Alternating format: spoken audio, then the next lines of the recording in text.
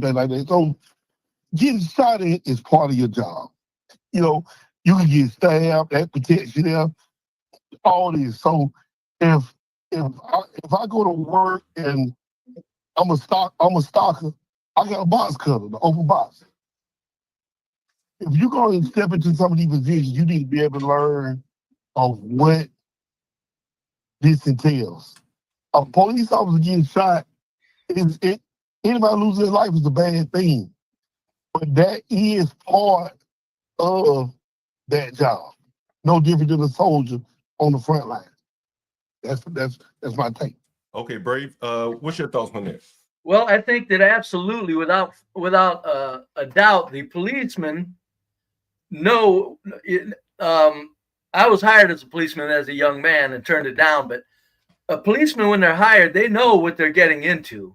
So they're not. It's not. It doesn't. The notion that they could die doesn't escape them. My question is, when you say that, are you saying that somehow they're supposed to wait till the last minute to protect themselves?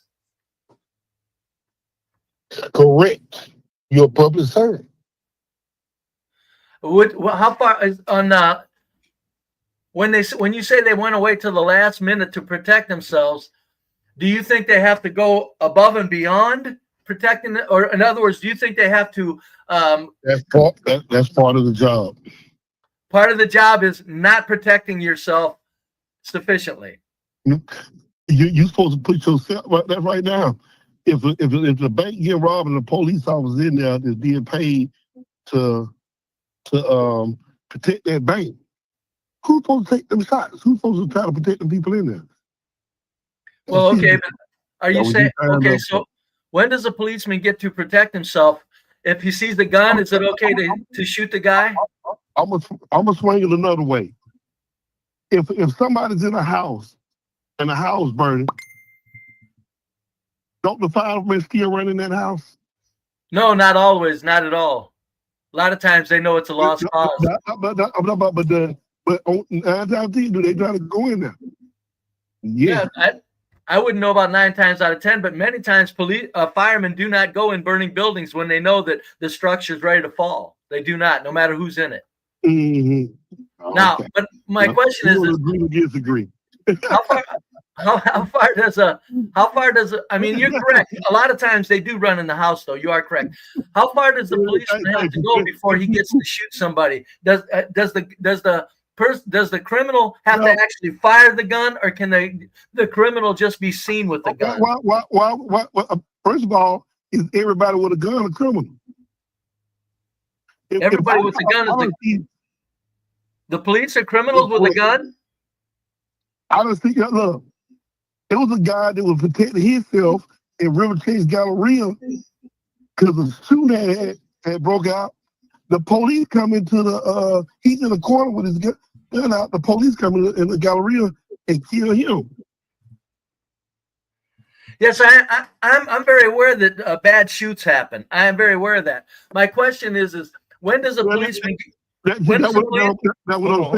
One at a time. Go ahead. I'm gonna say something real quick. There's no such thing as a bad shoot.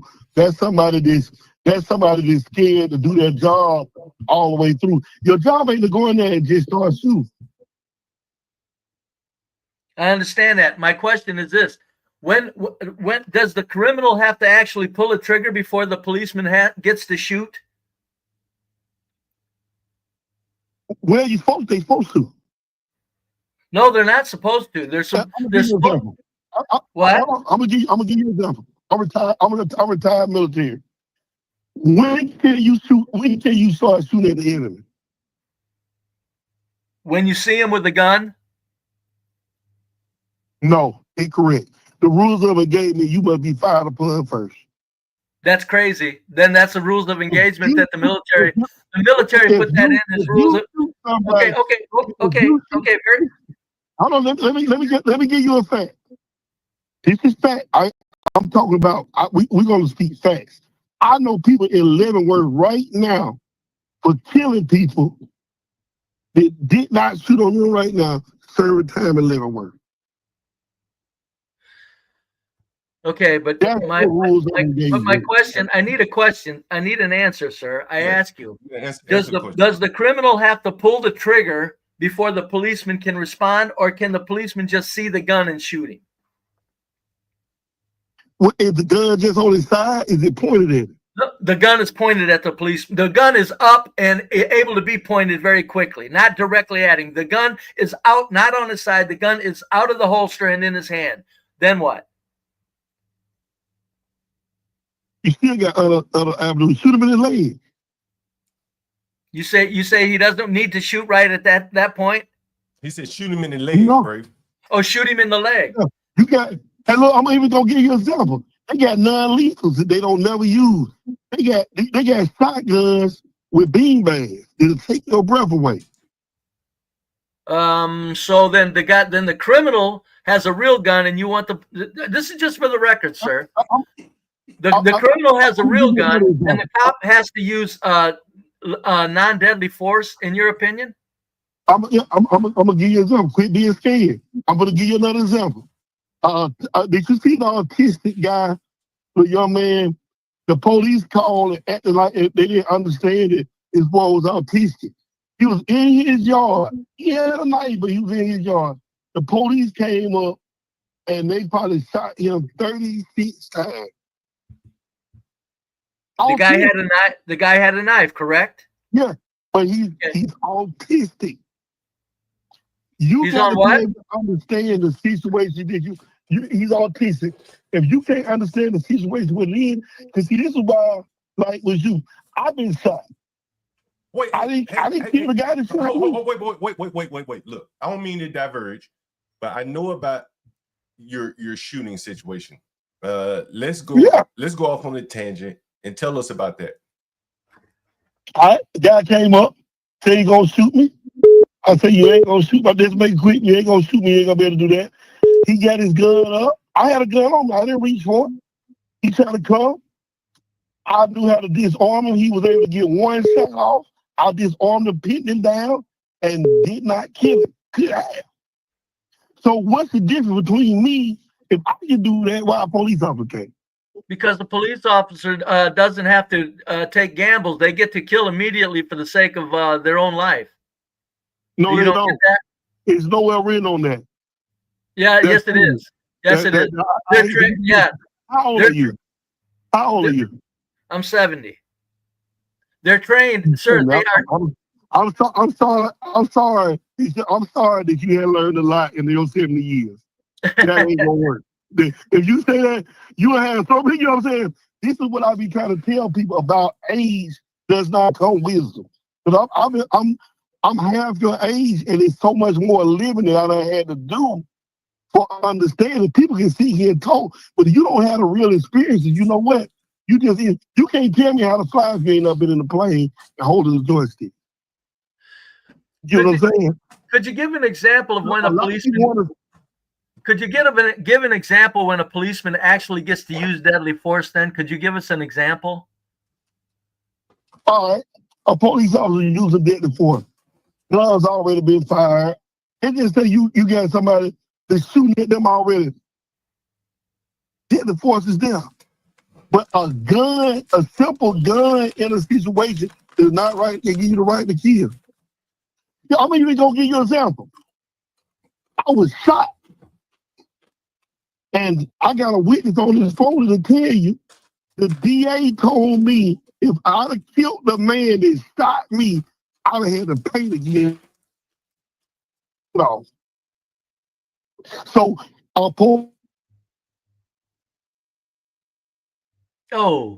did he cut it? like, ain't no fucking more.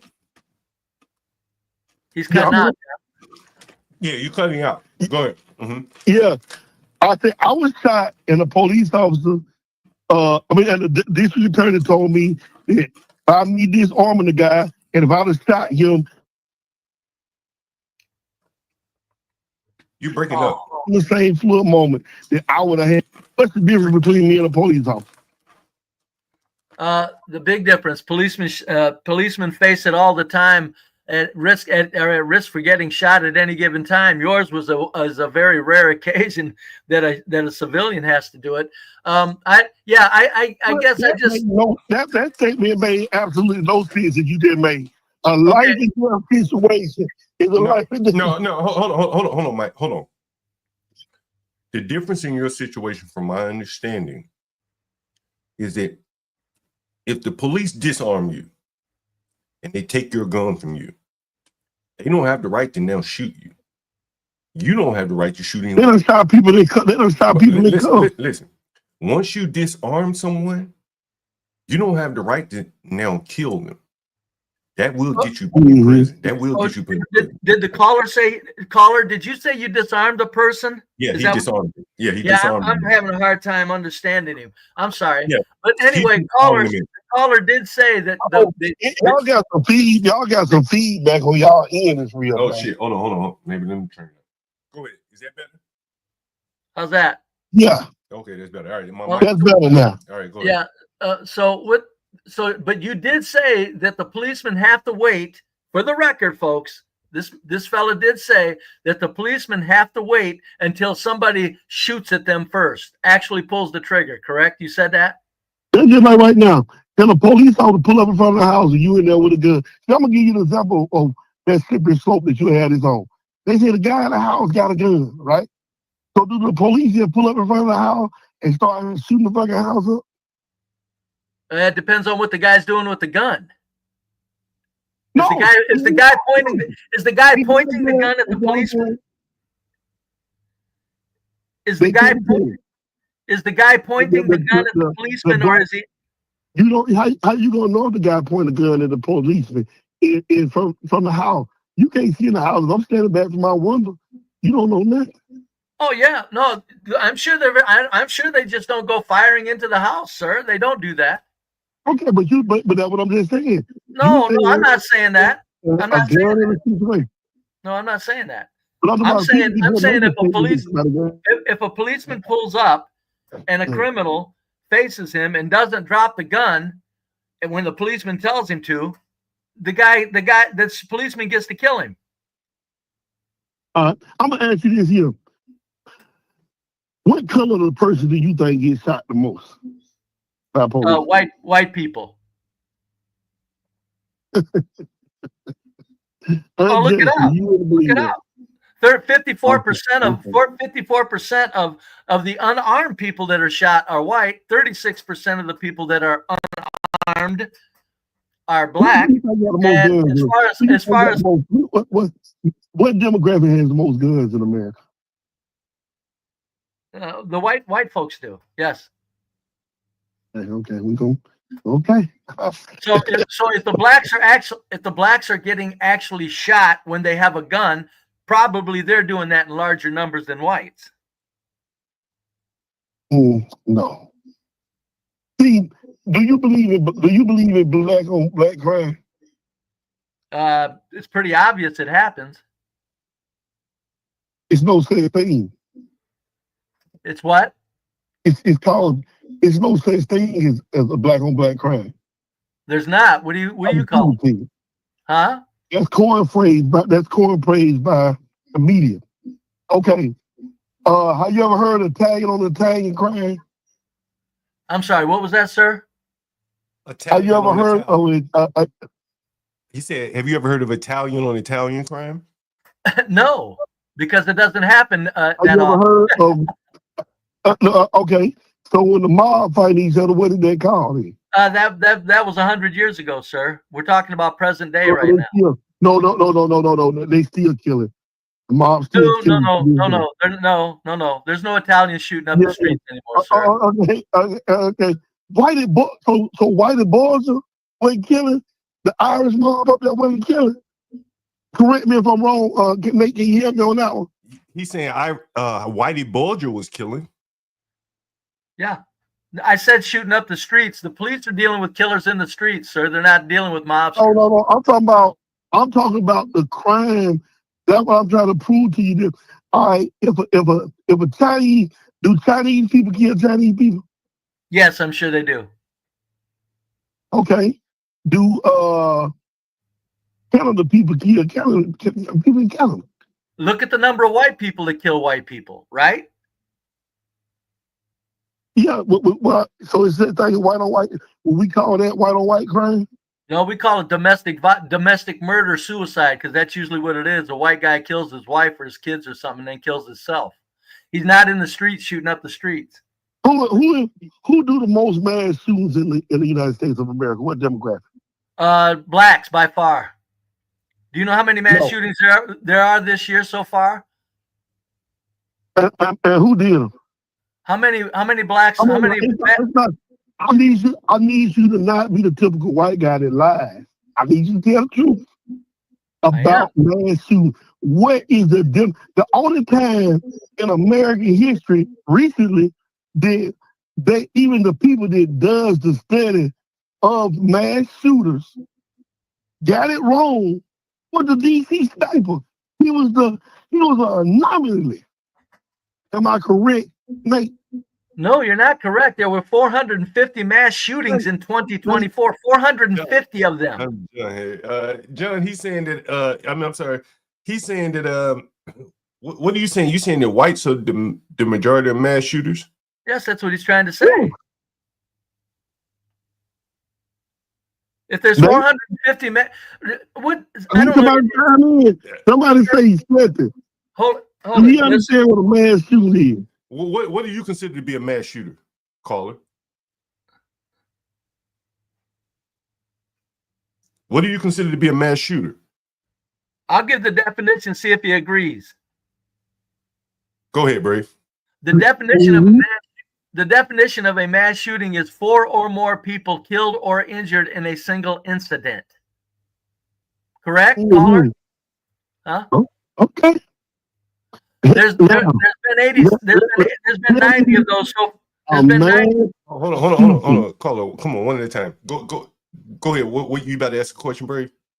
There's been 90 mass shootings so far this year, caller. 90 of them. Okay. Mm-hmm. There was one white person did a mass shooting. Who do you think did all the other 89 of them? No, incorrect. Who do you think did that? If there's 90 mass shootings, I'm talking about shootings. I'm talking like shootings like in Buffalo, New York. They walk into they walk into the grocery store. Start killing. Mass shooting. Who did that? White man. Texas went in there and started killing Mexicans out there. And they started there in Texas. Mass shooting. White man. That's not lie. He understands it. He don't want to admit it. You know what I'm saying? I'm going to be truthful. That's why I think there's no such thing as black on black crime. All right, Every crime is in the environment. All right, hold on. I got you. Hold on. Let's try to cover a little bit more ground here. What did you think of? No, hold on.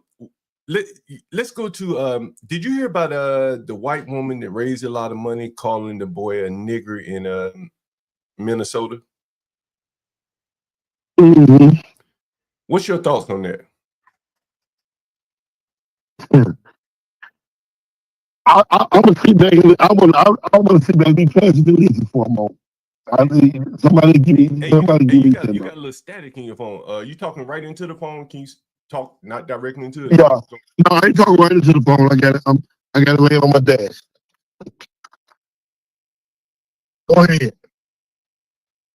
Yeah, so go ahead. Tell us what you thought about the white lady that raised. I'm gonna let y'all give me some thoughts on that one. I know some things about it, but I want to hear your thoughts. Well, tell me what you know about it.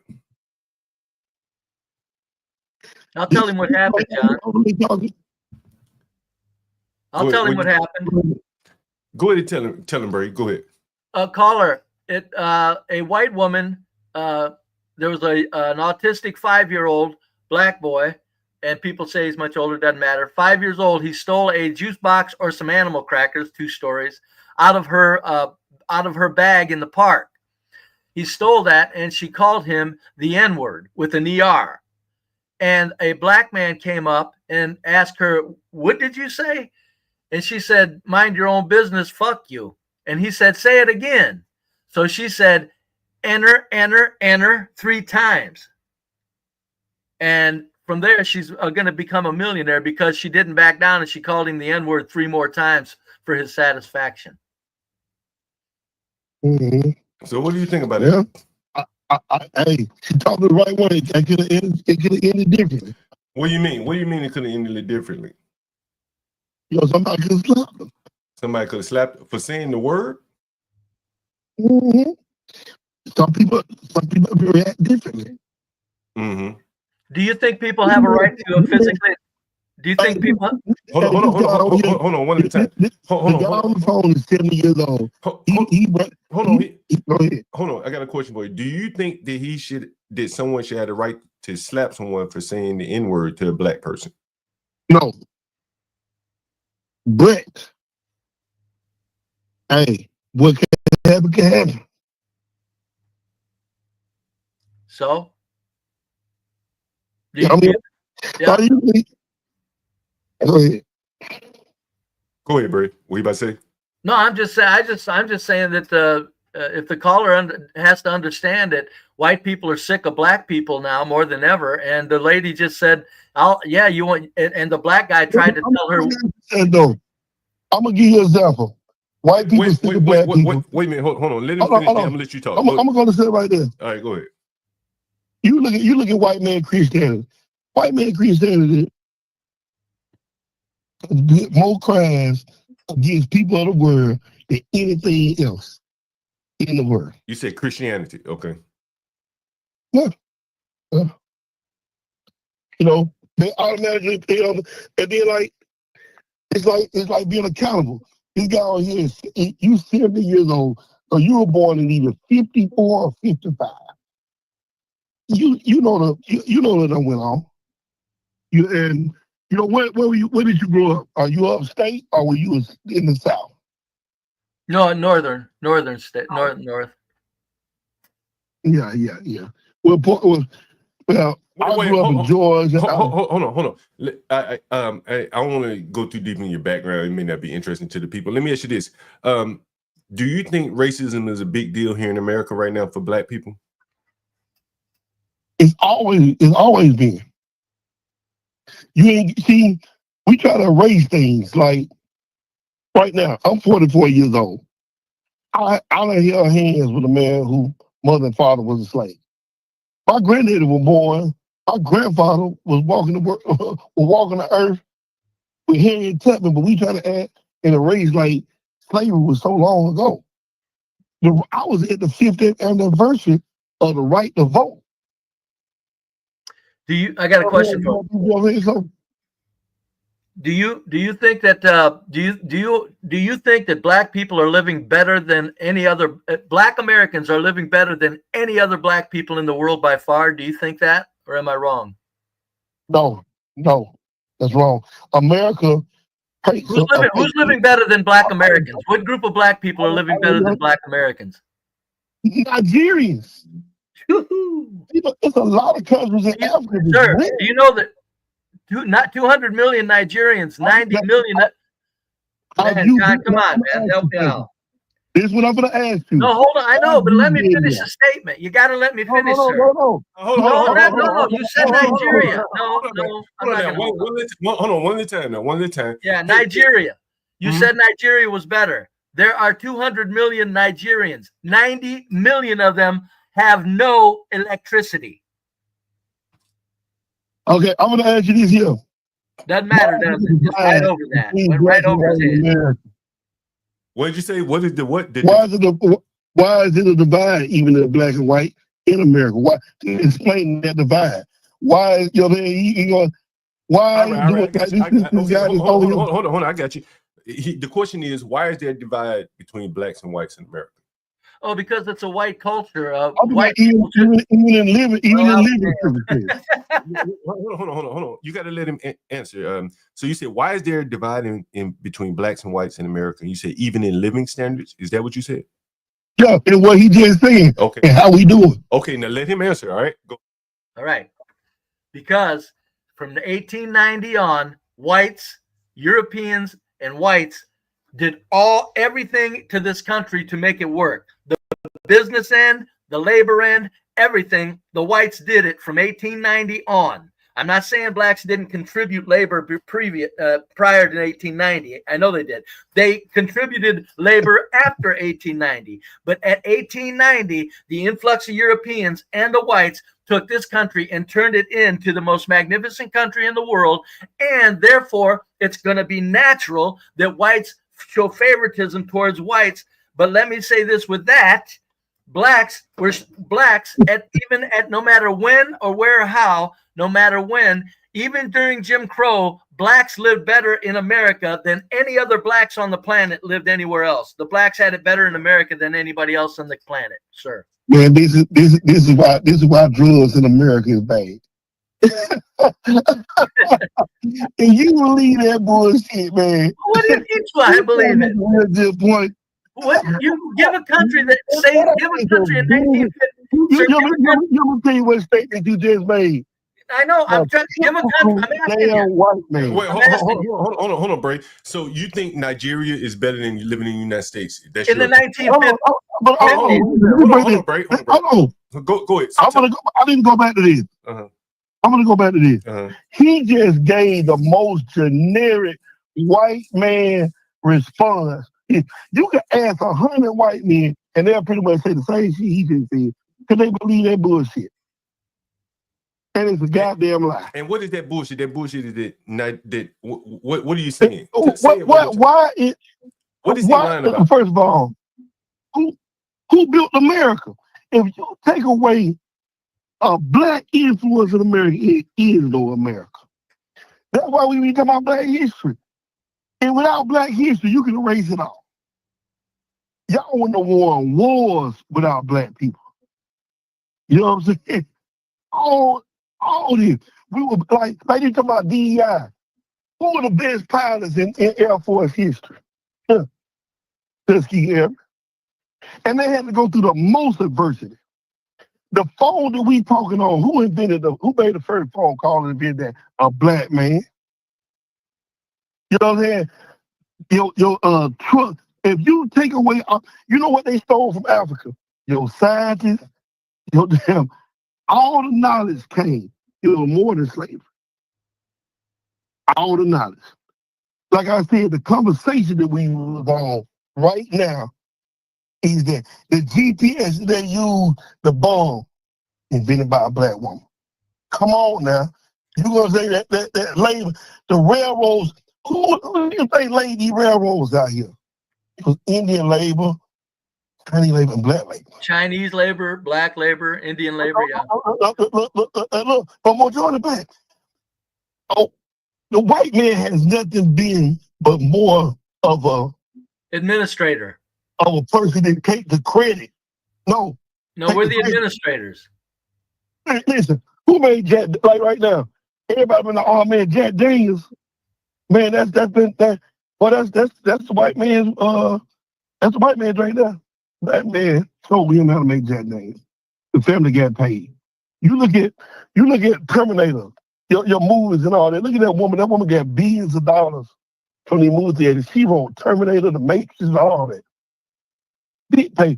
It's never just shown.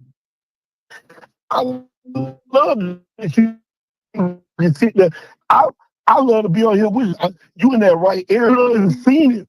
But unless you can really open up your eyes and say what you really see versus giving me a white man skeptic version of it, I can't never get I can't hear it. Because you know what you just said was even in 1890, after slavery, who was the most skilled laborers out there? Black people. So just made these lines, and we know this. Hold on, let me let Brave in here. I'll let you go for a minute. Go ahead, Brave. Yeah, no, after 1890, sorry, sir, Europeans were pumped in by the millions upon millions. They took over the labor. They took over the brains of the labor. They took over the physical performance of labor. They took over the country, made it into a white country. And I'm still wanting to know, since you think... Yeah, never mind, man. Hold on, Mike. One at a time now. Let him finish. Go ahead, Brave.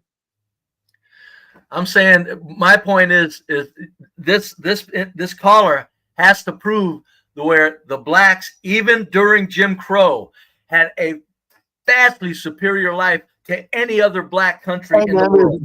We can't even talk. We can't even talk about Jim Crow. You went down south. Where did you grow up?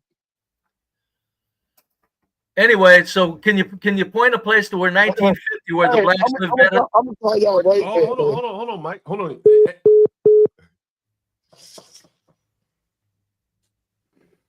Go. He hung up. He hung up. We got a runner, folks.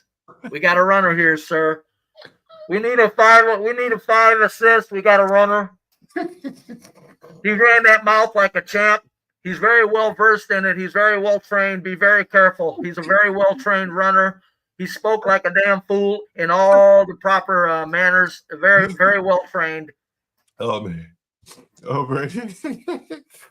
Were you surprised, Brady? No, not at all. Not at all.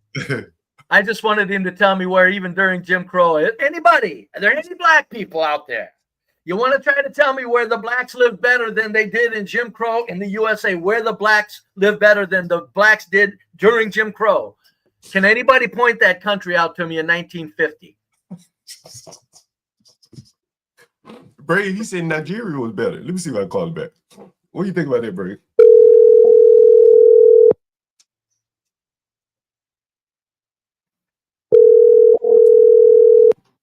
I got a mate. I'm gonna use you right back. All right. Yeah, the customer maybe. That's a shame. Too bad he ain't at home. I'd love to have a discussion with him on the stream, though. Yes, we gonna get it. We're gonna get it, Brady. I'd love to have a discussion with him on the stream. Oh boy, that was good, there, Brady. Brady, were you amazed at what he said about the police? No, it's John. I'm telling you, they hate whitey so much that they think white people are supposed to die. And anybody that doesn't understand that, you've got brain problems. I know. I'm not saying all blacks. 70% of blacks think white police are supposed to die before.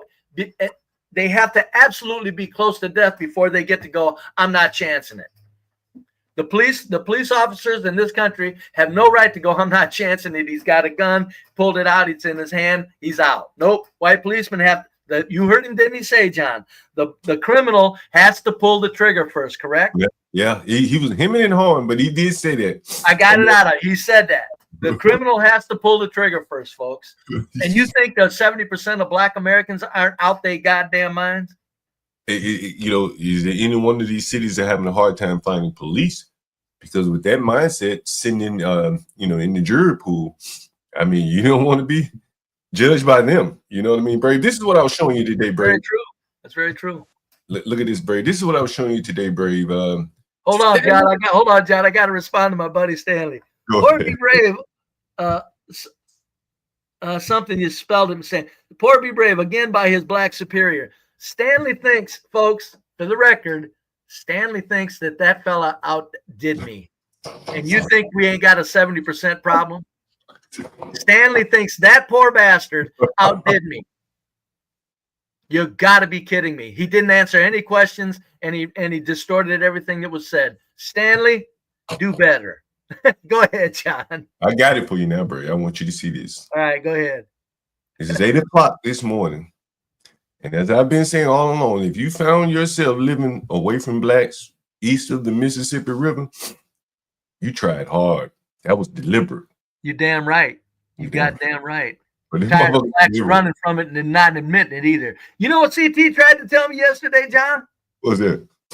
I called him a goddamn liar. I said, you're a goddamn liar. I said, I know you got a show to do, but you're a goddamn liar. And I called it to him right on his stream. I said, folks, would you rather live around all white trash with your family, or would you rather live around all black trash with your family? CT tried to tell me he'd rather live around all black trash. I said, you're a goddamn liar. Ain't anybody knows better than I'd simply point out that the all black trash are shooting up clips and emptying clips up and down their streets. And then somebody's going to try to tell me some happy horse shit like they don't want to live around a bunch of all white, uneducated people that are just sticking to themselves and are pretty much just some dumb old trashers. I couldn't believe it. Go ahead, John.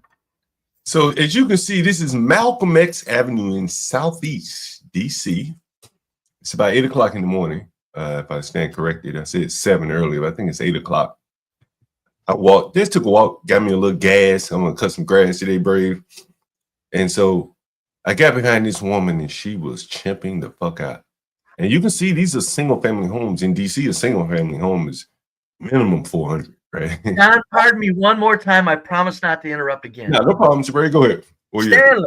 Stanley says, Be Brave is really not no match to debate. He got, thanks. Be Brave really not much to debate. He got tamed in his debate with me because I wouldn't let him talk that 70% bullshit. Stanley, I agree. I dropped the 70% when you immediately suggested it. That I don't need that in that debate. Stanley, I hate to break it to you. You didn't do anything to me in that debate other than prove, hell, I was the one that took all of the questions first and made it easy for you just simply to respond. You didn't have to even come up with any creative thinking on the issues that were put forth between us.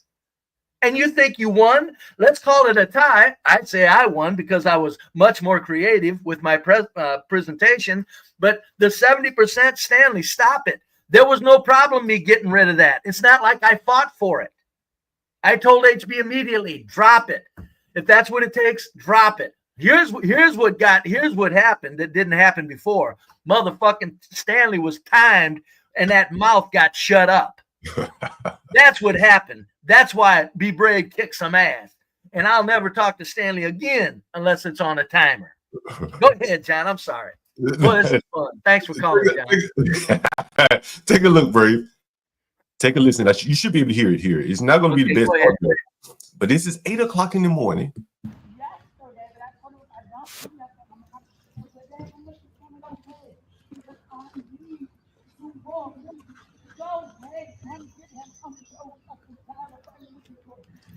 You can't John, really hear. I got a question. Is she aware, is she like just basic run-of-the-mill, not real smart black woman? Does she not understand the echo effect of streets and how voice travels, or they don't care?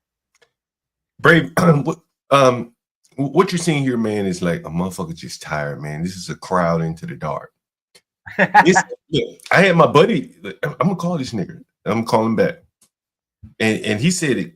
He said, yeah, this happens all the time. We talk about it. Like, you hear them in their cars sometimes. Mothers are giving up their children to dads? Well, not this was extreme. I never heard this. But you would hear mothers in the car on the way to school, taking their children to school, cursing them motherfuckers out through the car windows. They may have the windows rolled up. Yeah, you can hear them screaming and cursing at the kids.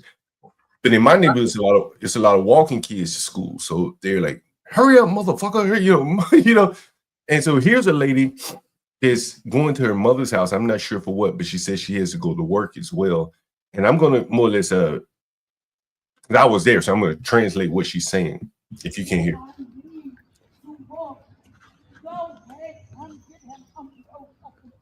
She said, go ahead, come get him. I am so fucking tired. She's talking about her own child. I got it, yeah. Mm-hmm.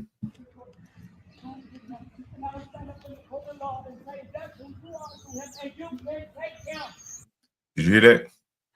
Yes. How far were you behind her? You look to be about 60 feet behind her, man. No, I'm probably, I'm not good with distance, but I'm not very far behind her. But it's a good distance where I shouldn't be hearing her talking like no, this. You shouldn't. 60 feet ain't that far. That's why I said it's about 50, 60 feet. That's, Go ahead. And so she's saying, you can take him, right? She's screaming out loud, I will go to the courthouse, sign all the paperwork. You can take him. Now, think about it. This is the mother to the child. This is how she feels about him. It's amazing. Quick question, John. Mm-hmm. What is that fence? I saw that earlier because I was watching some of your stream. I only catch a little bit of it. What is that fence around that tree? Is that to protect people from poison ivy or something? Maybe I don't know what they're doing right there. Maybe it's. I bet it is. Go ahead. You think it's poison ivy? They better put a fence around it, because I tell you what, that there's a lot of it there, and I'll tell you what, that'll screw that poison ivy. Will eat people alive. Kids getting in that and sitting up against that tree, it'll eat them alive. That's probably what they did it. I'm thinking, why don't they just kill the goddamn poison ivy instead of putting up a goddamn fence around the tree and making it look all trashy? Well, wait a minute, black people already live here. Well, and here's the thing, Bray. These are single family homes. I would probably half of them have been renovated. And so these are pretty big houses, for the city anyway. Yes. Yeah. And, if this was in Northwest, these houses would be worth $1 million. Over here, they're probably worth $500,000. That's still pretty good.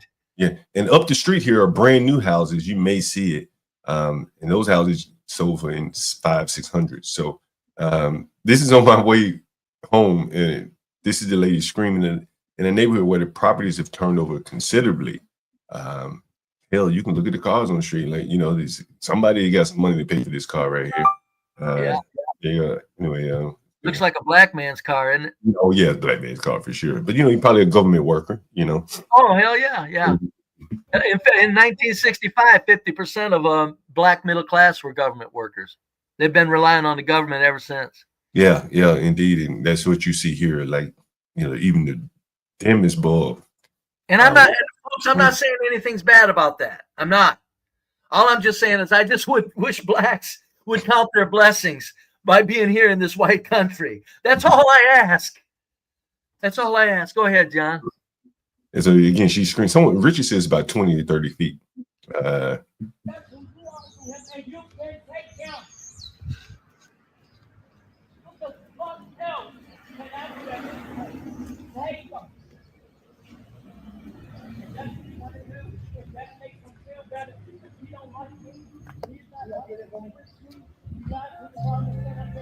You hear all that music coming in, Brave? Yeah. 8 in the morning. Stop right there. What was that in that car that came around the corner? Yeah, one of the cars. I don't know I can't remember which car it was, but yeah, that's from a car. 8 o'clock in the morning. Amazing. Ain't got a damn bit of respect for nobody. Psychopaths, John. Look up the definition of psychopaths, folks. You think I'm shitting you? 70% of black Americans are psychopaths. Now, you don't have to be violent to be a psychopath. It's a sickness that you're wrapped up in your own goddamn head and nothing else matters but your little putrid feelings. Look up the definition. Go ahead, John.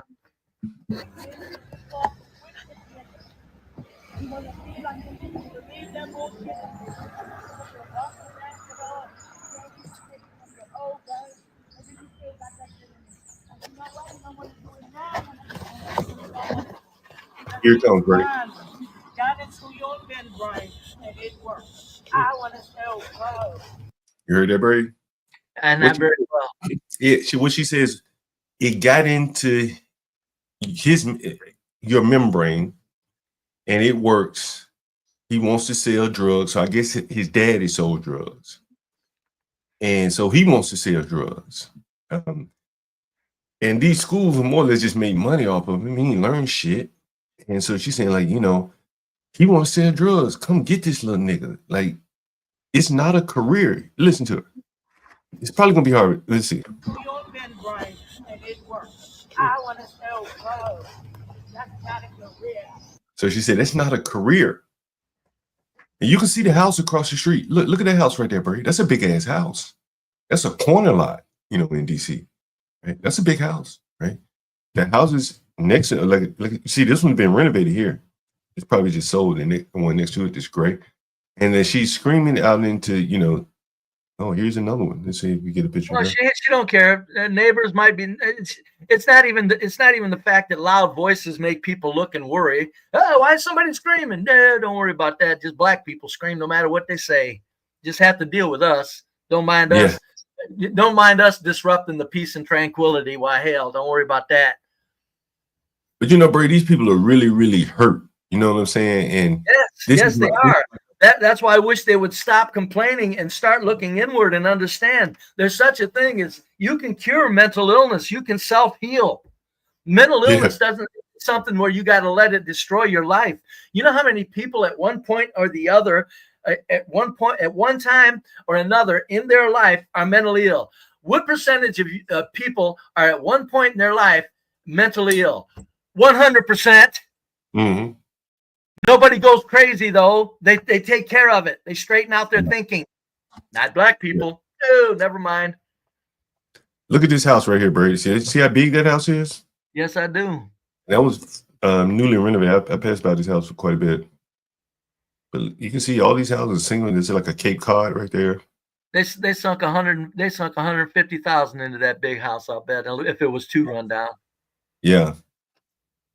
As you see right next door to it is another one, very similar. Man, I was hoping that guy would call back. I was going to play this for him, Brave.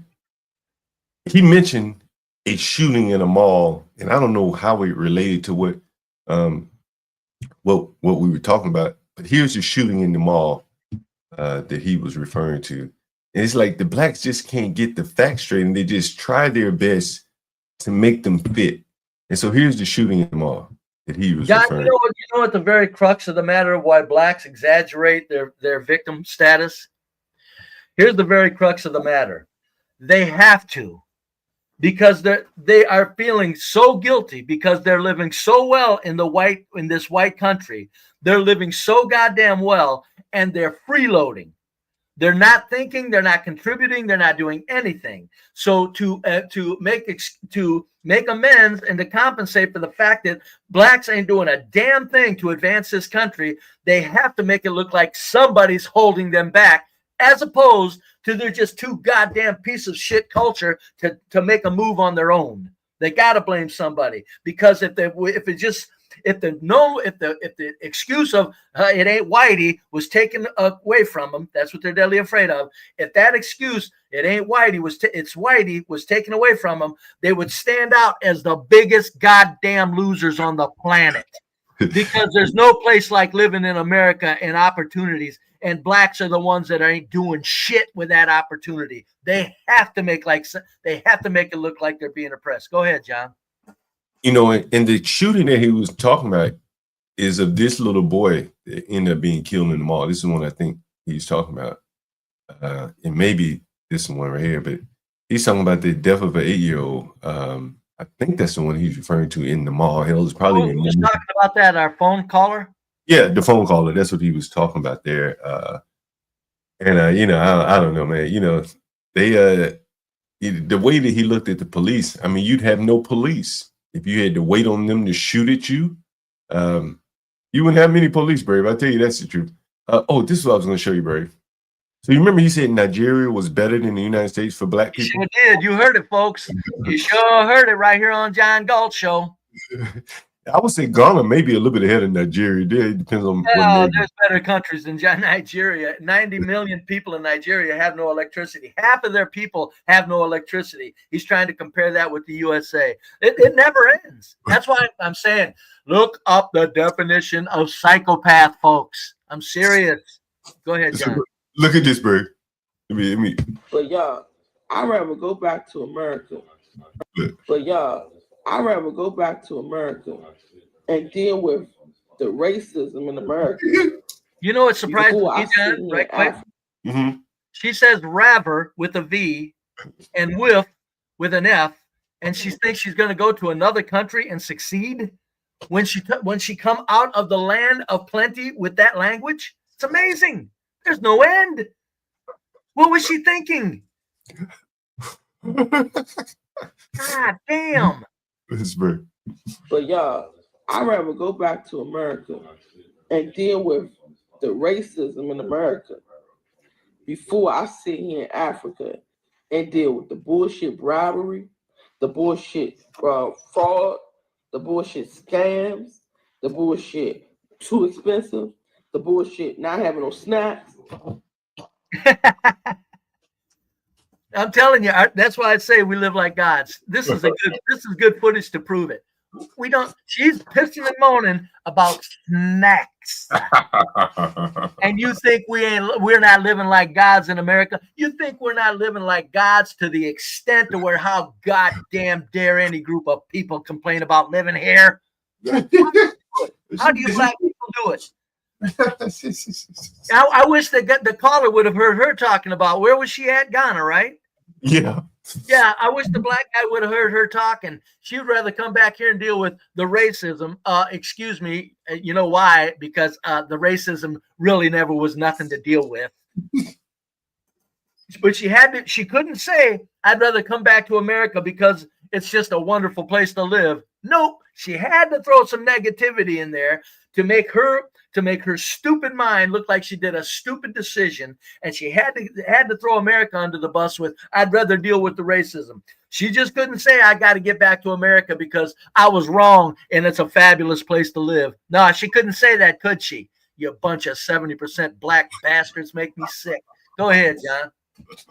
The bullshit not having no food, the bullshit electricity, bullshit, not bullshit scams, the bullshit too expensive, the bullshit not having no snacks, the bullshit not having no food. No food. Well, you're not supposed to need to eat 5 times a day, ma'am. We can tell you graze, and probably it's called grazing. I'd say you probably feast 5 times a day. Look at this woman. The bullshit electricity. She probably talking about fast food. She probably talking about fast food, bro. Well, I know what she's talking about. I'm just saying that she's doing more than snacking. Bullshit hot water. The bullshit what's that shit called that be coming down? The bullshit animals and scorpions outside the house. It's big ass spiders. It's big ass lizards. Colorful lizards you ain't never seen before, all in the fucking room with you, sleeping with you. All the bullshit people trying to scam you when you go outside thinking you rich, so they trying to get more money off of you. I'm really trying to wrap my head around this. I'm really trying to wrap my head around how are Americans coming to Africa and being happy. Please comment down below, because for me, I'm ready to go. And I always used to say, if it's up to me, it will be. And I'm going to go out to Africa and make shit happen. No, I don't want to. I want to take my businesses back to America. I want to open up shop back in America, open up my dentist office, and all the stuff that I was going to do out here in America. Steady electricity. And the only time our electricity get cut off is when we don't pay the bill. And we got it so good now, we got prepaid electricity, so we forget to pay the. She's talking about America. Did she say she was a dentist? Did she say that? And you think DEI and affirmative action hasn't poisoned the black culture? What the hell are you people thinking? Do you want this woman doing oral surgery if you need to take out a wisdom tooth? God damn. Blacks never Hey, that nigga said Nigeria was better though, bro. I hope we get that nigga back. Let me see how I get that nigga back on phone. Because I want to play this video to that nigga. He said it too. You heard it. Bro.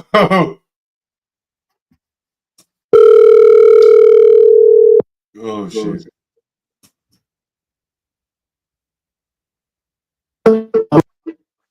Hey. Hello. Yeah. You busy? Yeah, I catch you at a good time? I'm okay right now. I got a few for this guy takes out of the car. All right, let me let you listen to something while I got you going. And John, set up a stream, John, for you, me, and him on stream. Me and him on a stream. Go ahead. He probably, if you want to get on stream, you can, man. I'll send you the link if you want to. You can talk through on stream. Or sometime in the future. It is no problem. I'll sit there and talk and be able to do it. But I got one thing for the guy. I respect that you come over here. I respect good. You see both sides and stuff like that. But the biggest thing is one of the weaknesses in it when we don't tell the truth about this. We make up things on. I like facts. You know what I'm saying? Now we have an opinion on something like this, but if we're saying stuff like this here, the black labor force was the most skilled labor force. That's not up to debate. That's like I'm even gonna ask. I'm a right now. See, he And I didn't don't give even know me, if this a fact or not. I'm a stingy. Hold on. Let me ask you the question because you going oh, in and right out. quick, you got Yeah, it, sir. You got to give me credit. I said pre 1890, you guys were rocking. After 1890 is when the whites came in and took over. I didn't say it. You were They not. still did. All right, come on, one at a time, Mike. Still did. You said that blacks still dominate. Is that what you're saying, Mike? They still dominate. That. Still dominate what? That was the workforce. Oh, so They still pushed America through. Who built the road for the pipeline in Alaska? I don't know who built the road for the pipeline in My, Alaska. Black People. folks. Oh, okay, I didn't know. Okay. Yeah, my grandmother was up there shooting up to a army engineers who, without even the right stuff, broke that road. Had to cover the permafrost with dirt to keep it from melting, so it wouldn't turn into the mud goo. You know what I'm saying? If you get there, that's why they want to get. Hey, all right. Books tell the truth. The books tell the truth. All right. So let me ask you this. So the boy that was killed up in Illinois, Cincinnati. We're gonna work backwards to forward. Did you hear that his father ran over a police officer? Yes. And he's saying that he was he saw the video and that's what impassioned him to go do it. What do you think about that? Yeah, you got hurt people, and you get like that. They done things like that. I done seen that done on both sides, no matter the color. So, but what do you think? Okay, so what do you think about the police officer killing his son? How much do you know about that case? Well, I felt the police officer overreacted, and I felt his training. You felt what? His training was poor. Oh, his training was poor. Okay. Do you know how many people were in the car? I believe 4 individuals. 4 individuals. And I've read up on it a little bit. So it was a stolen car, right? Mm-hmm. And I think earlier you said he may not have known it was stolen. Yes. Can you explain that a little bit? Or Brave, whenever you want Okay, I own a record service. I'm gonna explain how it is. I'm gonna tell you what happened to me in Atlanta. Okay, make it real concise. So just tell us.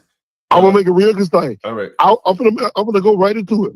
I had a Hellcat. It was one of the most stolen cars still to this day. I went and parked my car at Atlanta Airport.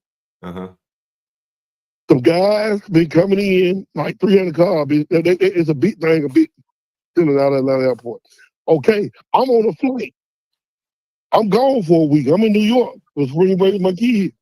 Well, my car was stolen.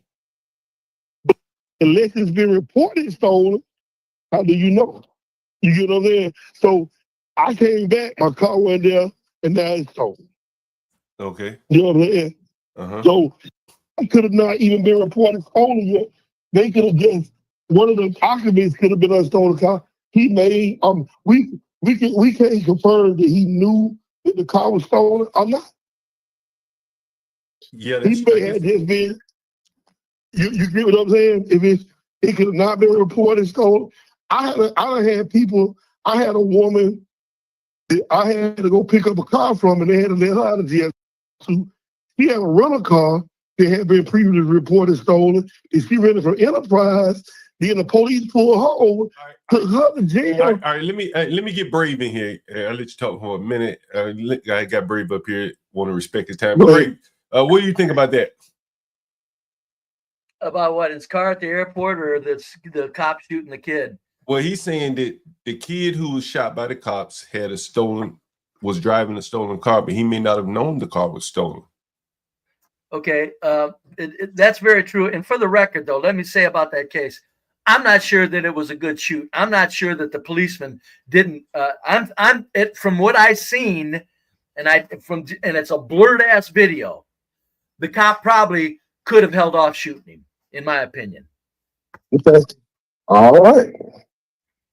Well, let's see it. So what do you think about the father going and killing a innocent cop? You think that was justification, race for race? You mean, oh, well, not race for race. You're talking about eye for eye. It wasn't about the color to me. It was about that blue line is always right. Oh, did he kill a black man? Did he run over a black deputy? It wasn't just about that. Well, I know, but did he run over a black deputy or a white deputy? I'm gonna explain that to you. I'm Well, not just gonna. I just ask a question. Hold it. I know. Wait a minute. No. Monologues don't follow questions. The quick answers. I'm asking you. Was it a white deputy or a black deputy that got run over? I'm not sure. Yeah, it was a white deputy. Right. It was a white deputy. We're talking race for race. Go ahead. And it wasn't, but he didn't even kill the deputy. They killed his son. He just wanted to kill one of the ones on the force. That's what I said. He picked a random white guy and killed him. Race for race. Mm-hmm. Mm-hmm. Well, not a random white guy though. It was a police officer. Even you would have problems with the thin blue.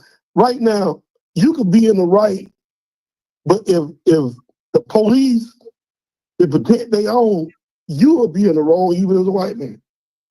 I know. They got it. They have to have that protection, sir. They have to have the protection because there's so few of them that, and that's not good. They need a lot more police on the streets. But the reason they have to is because there's so many. They need a lot more. They need a lot more well-trained police to understand situations. I'll go for that. Yeah. I've always said police in America need not only better training but different training. I think they're being trained well. When you put a gun in somebody's hand and you get them the right to shoot people, they need a whole lot more. They need to understand the repercussions all the way through.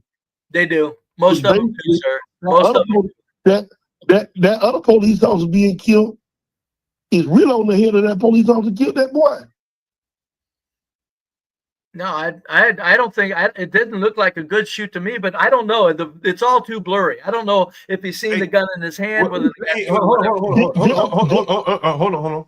I got a question. What do you think? What did you think about the family's reaction in the courtroom during the hearing for the father? Did you see that hearing? The family didn't really have a reaction. I'm gonna say that with the brother, I didn't like the. If you watch that, it was real. He was just up there standing there. He wanted to be. He stood up and he I just wanted to see my brother. When he said brother, every police officer on the other side of that class jumped up. He wasn't a threat. This man is in a courthouse. We know he don't have no gun, no weapons. Hold on. Did you see them fighting in the courthouse? Yes. Okay. From the way they shoved him out the courtroom. Uh-huh. They was behind the glass. Yeah. So what did you think about the blacks fighting in the courtroom? Is that the wrong with the police? I felt the police agitated that. Oh, okay. So you felt like in that courtroom the police agitated the fighting. Yeah. It should have been so many of them there anyway. They should be at work. Okay, I'm gonna let Brave respond to that. Go ahead, Brave, respond to that. I did not see the footage other than, is that the piece of footage that I saw? I'm not sure, where there were people fighting and they were throwing stuff. That was a courtroom? Yeah, that was a courtroom. And he says that the police instigated that? Yeah, let me see if I can show it to you, Brave. Yes. He said yes. Let me put it up on the screen so you can see it, Brave. So you know what he's talking about. I think this is it. And Mr. Nate, what do you think? He's walking into the courtroom right now. We'll be able to take this. Hold on, let me see it. Moment.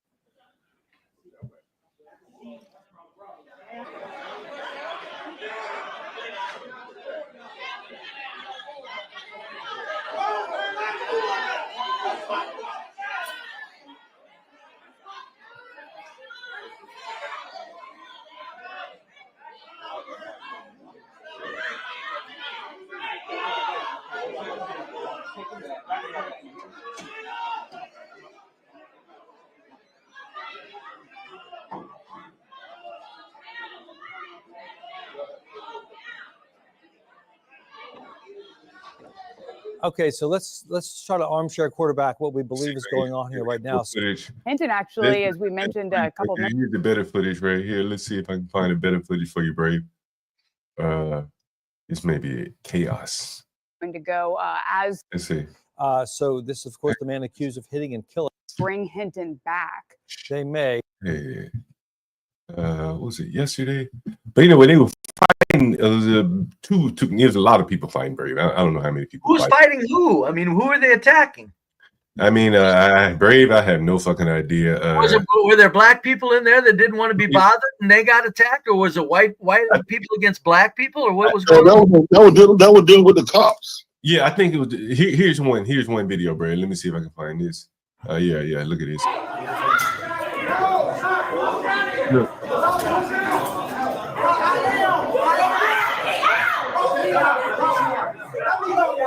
You're gonna love this, Brave.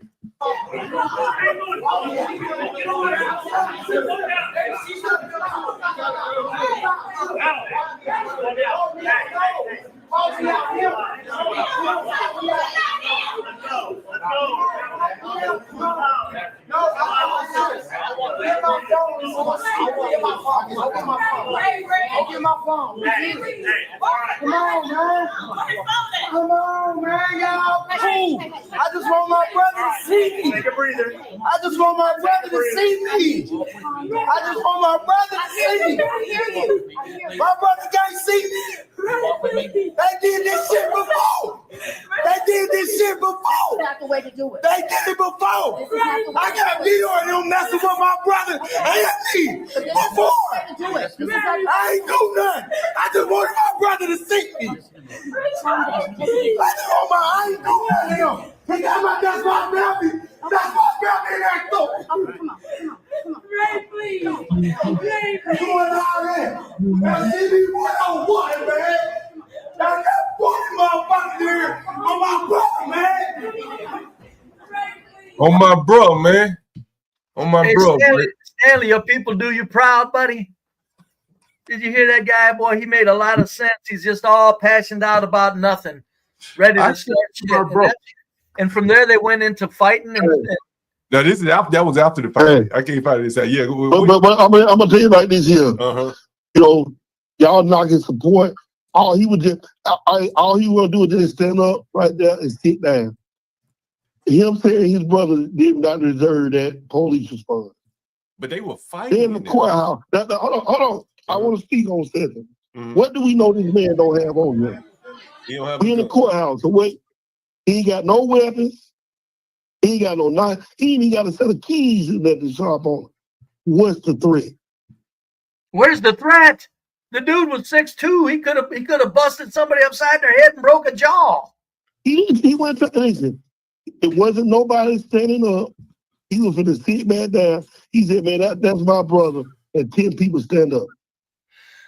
10 people come towards him. The sad part about this is that you know that that's just not what it is. You know, let's put this just put around and just couldn't have it. He was able to come. He was legal to be able to be in the courtroom. He was there. Family comes. Their response was wrong. Brave, I got a better video of the fight right here, Brave. I want you to see him. Here they are, Brave, fighting in the courtroom. There's a better video right here. Take a look.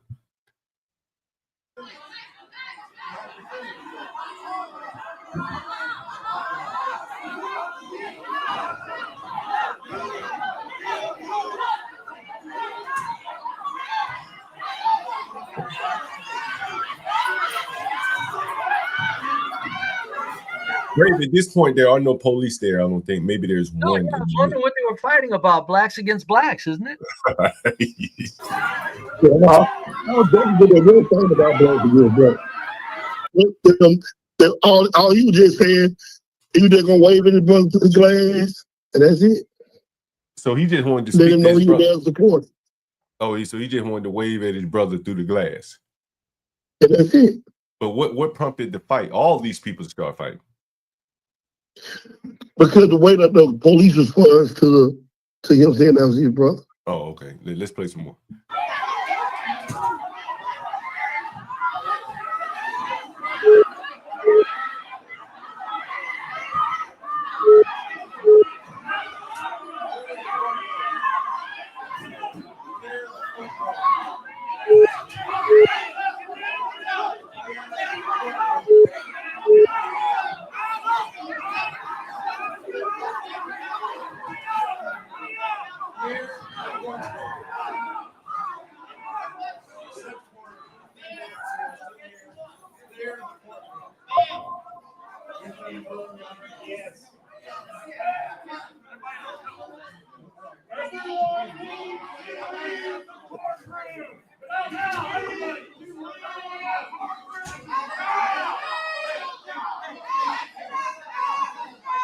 And that's the gist of it there, Brave.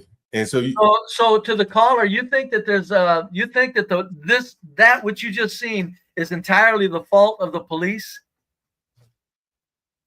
They instead of them making it took one police officer to go up to him and say, "Hey, I know what they could have done. I just ask you, do you think it was the fault of the police? You know, you can de-escalate a situation with less people in there, and they could just fell back. And if it's needed, that's when you aim. I know. We're all pretty smart here, fella. I just asked you a question. You're saying this was the fault. The police caused this, correct? You're saying that. Yes. There you have it, folks. It didn't get loud in the courtroom till he said, "That's my brother," and they jumped up. Is that not true? There you have it, folks. The police caused this to this man's mind. And you think we ain't got problems with the black people in this country? But you know who the root of all the cause? If you look back, the root of all problems being the white people. A white man said, "I can't drink out the same water fountain." I got you. You know what I mean? And see, I'm built different. Like with me. Like you say intimidation. Like I don't let cops come up to me and just talk crazy. I gotta, hey, calm down. We both trying to go home. We ain't gonna ain't no whooping ass here. That ain't your job. There you have it, folks. You're here. You got some guns. You got some guns in the car. I got a lot of guns in here. There you have it, folks. You're here. I got one on my side. You're hearing it here on the John Galt Show, buddy. John Galt brings you the stuff of the streets, folks. You may want to tune into John a little more often than not. Even like I always say, stop by John for 10 minutes and you're going to hear something that's probably blow your damn mind. Yeah, it won't blow my mind because I see this. I'm gonna be honest with you. Your credibility lost me a lot just on the stuff you say because it's not backed up with facts. It's backed up with it's just backed up with an idea that there's gonna be a modern response from somebody that's just on that one side of view and see it over your eyes and speak the truth. and let me ask you this. What do you think is the biggest thing holding the black community back today? It's numerous things, but we're not really held back. The black community itself is doing well. Okay. You know what I'm saying? You know, all my people are entrepreneurs. You know what I'm saying? I own multiple businesses, so I can't speak and say we different thing. It's just like this here. I rent the Section 8. You know who my Section 8 customer is? White folk. Okay. You know what I'm saying? You know what they get? Mm-hmm. My Section 8 tenant white. Mm-hmm. People be lying about who Section 8 and who Section 4. Mm. You know what I'm saying? We can go visit. I go live and show you my white tenants. Mm-hmm. You know, I mean, but no one's ever said like. Let me ask you this question. This would be Brave talk. When you say food stamps, they talk about. Hold on. Let me ask you a question. How would you describe the composition of your neighborhood? I stay in a rural area, so I don't have a neighborhood. Okay. What county do you live in? I stay in like the edge of Talladega County. Okay. I don't want name. Okay, so you live in a rural neighborhood. You can still have a composition of the race. You're not a quarter of a mile from each house, buddy, or are you? Yes, we is. Okay. We got big yard. yeah. But you're not a quarter of a mile. You're not a quarter of a mile from each other. You're probably 200 feet between houses, correct? No, sir. When you sit on about 50 acres, you ain't no there. Okay, so You might be on some. all right. I got you. Okay, so fair enough. You go got ahead. a lot of land, right? Now, now, But I guarantee you, all of his surrounding people are white. God damn. Go let ahead. me ask you this question. Did you grow up in West Anderson? A lot of black people down here got land. Hold on. I got you. I understand. Did you grow up in West Anderson? Yeah, he's from here. Hold on. Yeah. Did you grow up in West Anderson? No, Okay, but you familiar? I'm a military brat. I got you. But you're familiar with West Anderson, correct? Yes. Okay, and I grew up in West Anderson, right? So you know what West Anderson looks like, right?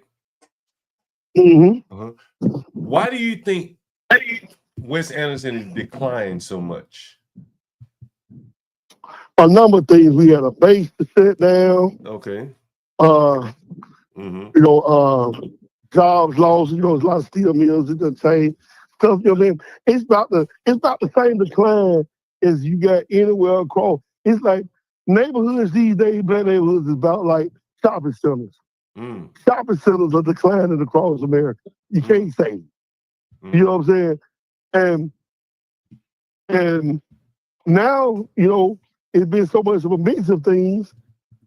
A black neighborhood is really non-existent. We say people can afford to stay where they want to stay. It's just like your black neighborhood, what you consider would be like your version of a trailer park. You would look at the low-income white people in trailer park. And you would look at the low-income black people would still be in the areas that were once black communities. Would you live in would you live in West Anderson right now? Yeah, I got property there, so I was figuring where my house is. Property. Would you live there? Yes. Okay. Would you? It don't matter where I live. So you would live in a poor black neighborhood. Would you live in a poor white neighborhood? I don't live in trailer park. I don't own a trailer. Would you? I ain't never liked trailers.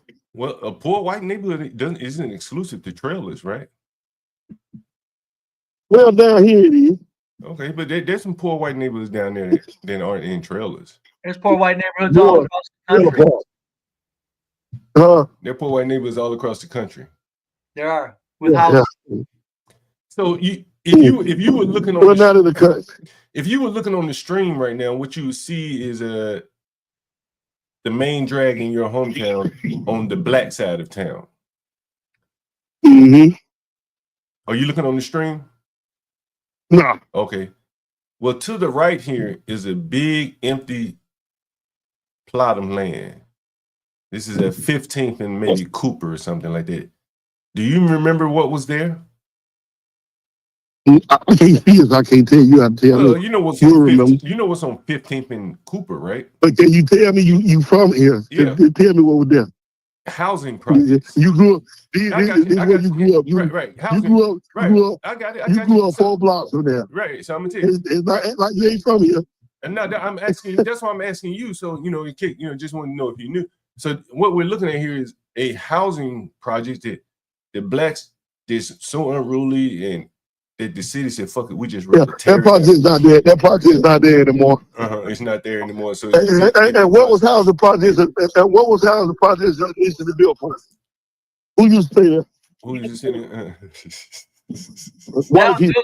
That was project. Those were housing projects was built for white people. They didn't care about black people staying. Housing projects were purposely built for white people in the beginning. So yes, they were. You look at would be white. Yeah, okay. they were. Yeah, they were. I'm very knowledgeable. So what he's trying to say is, don't lead me down the street because you're gonna get bit. I can bag it up. Projects, the face of food stamps and stuff. Your average voter that voted Trump into office down south live on government subsidies and they white. And now you're trying to take it away from them. Yeah, I wouldn't deny that, but I would also say that when you look at projects that were built for white people, when the white people lived there, the projects didn't have to be torn down, sir. They didn't have to tear them down. Everywhere where blacks move into you know projects, that. They never did Where- that too. where everybody, where Hold on. man. I'm gonna stop you right there. Let's not lie. No, I can't stop you every time I talk. Hold on, Mike. I'm gonna give him a example. No, hold on, Mike. I'm gonna make a point. No, I'm gonna make a point where we can move on from that. Hold on, Mike. I'm gonna make a point. Now be quiet. No, let him finish his point. I'm gonna make a point. No, hold All on. right, go ahead. I'm gonna make a point to stop his point. Go ahead. Every now and then we rebuild damn McDonald's though. You say every now and then we rebuild What is- McDonald's. Every couple of years we rebuild McDonald's and Burger King, though. Right, yeah. So you think Okay, why do we do that? Okay, so Well, hold on. No, answer the question. Why do we do that? well, I'm trying to rephrase your question so everyone Answer, come straight to the answer. Why do we rebuild a McDonald's and a Walmart? because the company I decided mean, a McDonald's and a Burger King. Why do they rebuild them every couple of years? okay, John, he's breaking up real bad. You gotta, Mike, you gotta let John ask the question so we can Yeah, all hear it. Hold on. No, Why Mike, do we rebuild? Mike. What I'm saying is you're not coming through very clearly. I understand what you're saying, Oh. but I need to rephrase your question, so I don't need you to repeat it. Okay, I'm just going to rephrase it Okay. for the audience, and then you have to hold so Okay. so he can respond. okay, go ahead. So I want to be clear with what you're saying. So he's saying that McDonald's get rebuilt how often? Every 2 years, as you say? No. But they rebuild McDonald's every 5 seasons. Okay. I got you. Okay, I got Okay. you. So he's saying they rebuild McDonald's and Burger King every 5 to 6 years, and he's saying projects really are no different. Is that correct? What you're saying? That they need to be rebuilt? Yes. Right. They Okay. have been. I got you. A lot of your projects be there to them down. I got it. Right. I got it. So now, since I repeated your question correctly, I'm gonna let Brave respond to that. Did you get it, Brave? Yes. Okay. Okay. Now, don't interrupt him, Mike. Okay. Mike, I'm sorry, but I've never heard such a silly comparison in my life. Projects projects are built. They don't need to be rebuilt. All they need to be is maintained. And everywhere blacks live, projects get destroyed. You don't have any all-white projects anywhere in the country. Where Let's stop. Hold on, Mike. Right there. I'm gonna call the woman. Hold on, Mike. No, Mike. You have to Hold on, let him talk. y'all gonna listen to me right No, Mike, you have to let him talk because Hold on. hold on. No, Mike. you I'm have to let him gonna talk. be, hold on. No, let Mike. it go, John. Let it go, John. Let it go. Let it go. I'm gonna make a point. All right, go ahead. I'm make talking your- about the bullshit. You gotta let people That's the talk. point. You gotta let people, Listen. But when they saying bullshit, they saying shit. but you have to Hear what I'm finna tell you. but you I have to- can listen. Listen. If you don't know what you're talking about, you just need to be quiet on this phone. You make a dumb statement. Listen, I can call the person over Section 8 right now and put them on the phone. Hold on, listen. And you know this, and I ain't gonna sit you sit here and lie from where you from. The reason they done tore the projects down is because they had stuff like asbestos. They needed updates and wiring. I own property and redo property. You can have a home that's 100 years old. You got to upgrade the wiring. You can't. We got the projects. The average project that was built across America was built in the 30s. They got knob and tube wiring. They had no insulation. All right. I got you. So let's talk about fucking Now, hold on. facts. We don't need a full Let's description. talk. But hold on. So he know why they being tore down. Hold But he said they tore hold down. No, hold on, Mike. There are projects in New York. Hey, I mean, I got another cuss. I ain't talking right. He said they need to rebuild projects like McDonald's franchises every 4 or 5 years, Brady. Not where whites live, they don't need to. They have housing projects up in New York, 60, 70 years, maybe. I don't know how long. Oh yeah, no, you got no. The projects where I lived as a kid, they didn't go down the drain. They maintain them now, but they didn't go down. In other words, they were a very desirable place to live until all the whites moved out of those projects. Boy, that was a tough one to get through there, Brady. Boy, I mean, you know, it was a lot of things on display there, Brady. What did you take just from the general conversation? Not anything in particular. Oh, is Mike hung up? He had to go? Yeah, he had to go. He had a customer. Yeah, that was a bad connection. Mike, I'd love to talk to you anytime, buddy, if you're listening though on a stream. John, it just proves my point when I say that 70% of black people are out of their minds in denial. And I'm not saying out of their minds lightly. They're gone. They're goners. Why would Yeah. you compare? Why would you, in an argument when you're talking about projects, who's tearing up projects, whether it's white people or black people, bring up McDonald's being built every 5 years, being rebuilt? And then, you know, There's no rhyme or reason to anything. It's all desperation. and then, you know, it's like the amount of money it would take to tear down project buildings. You'd have to displace all of those people. Then I guess you'd have to let them come back in.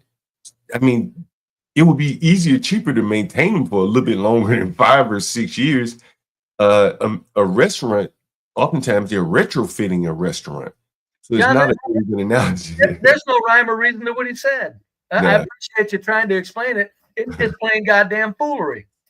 There's no rhyme or reason to what he said. Everybody, and no, it's like if he was in a debate, the audience listening to a debate would be going, "What?"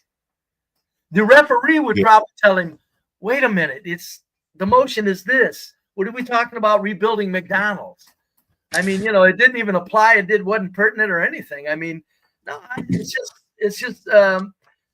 Folks, you've seen full display, man. This guy had no shame. This is a fine, upstanding black man, right? Yeah. Fine, upstanding black man made more money in his life than this old white loser sitting right here did. I guarantee you that. I bet he's going to end up better retired than me. But look how he talks. All of that thinking he does in the business world, and it's just completely destroyed with his need to worry about to blame Whitey for shit. Go ahead, John. It really is amazing. You know, one of the things that I realized, Brave, is that blacks aren't very good at analogies. Like he analogized McDonald's and Burger King to projects, housing projects, right? And I was reading on Twitter, and I'm showing this on the screen. And, you know, no right or well, it is a right or wrong answer, but, you know, don't judge yourself too harshly. Do you want to try to answer this question, Brave? Where's the question at? Let me see. Where's the question? I'll read it for you. A runner is to a marathon as A, envoy to embassy, B, martyr to massacre, C, oarsman to regatta, D, horse to stable. Okay, I got the choices. I didn't see the question. Go ahead and read. Where's the question at? The question is, let me highlight it for you. It's an analogy, basically. So here's the question. A runner is to a marathon. You just forming an analogy. Which analogy, A, B, C, or D, most closely matches runner to a marathon? Oh, a runner to a marathon. The choices would be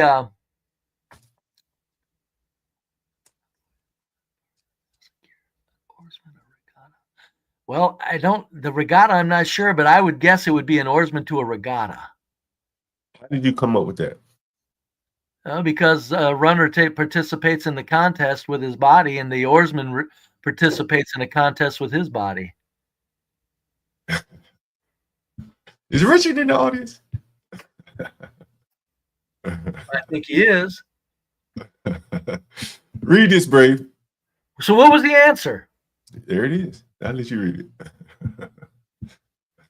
Oh, 53%. What happened to the other ones? You mean I'm full of shit?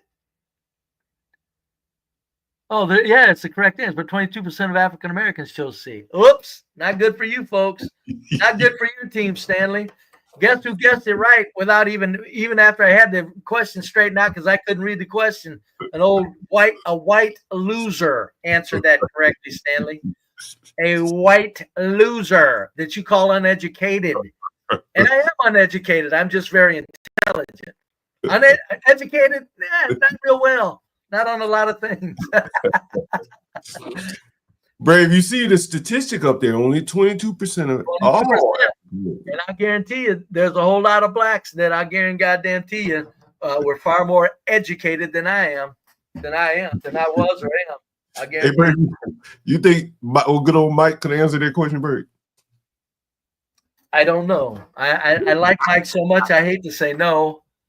But if he's trying to compare a McDonald's as an analogy, rebuilding a McDonald's with the need to rebuild projects that are built to only have to maintain, and they should last because structures last for 100 years. it's not the structure that needs to be rebuilt. It's the blacks that tore the shit out of it and made it so nobody could live there safely, meaning they had to break that group of people up. But Mike didn't get any of that. I don't think he got it. And Bray, so they had to take these questions off of the SATs because blacks were doing so poorly at analogies. And this was an analogy that they said poor blacks would not be able to answer because they wouldn't know what a regatta is. What? I had a regatta. I'm trash. I had to guess. A regatta is like a boat race, correct? Yeah, I think so. Yeah. Mhm. Okay, that's good enough for me. God damn, I wasn't sure myself, John. But there you go. And I think when you hear that guy talking on the stream, he's making these like insane analogies. You're like, what? And Oh, it was amazing. You got that would be a nice clip. They rebuild McDonald's every 5 years. They got to rebuild projects every 5 years. No, they didn't when the whites lived there. And he is correct. A lot of projects long ago were built, and a lot of whites immediately filled them up. And places like Cabrini Green were thought of as very wonderful places to live for low-income people until blacks took it over. yeah, So in other words, it served the purpose very well until blacks took it over. yeah, it was amazing listening to that guy, Brave, and considering he does it. And I've never met him in person. I just talked to him over the phone. He's a friend of a good buddy. You of got to mine. get him to call India Stream, man. You got to get him to call India Stream. I'd love to talk with him when we didn't. I'd love to talk to him.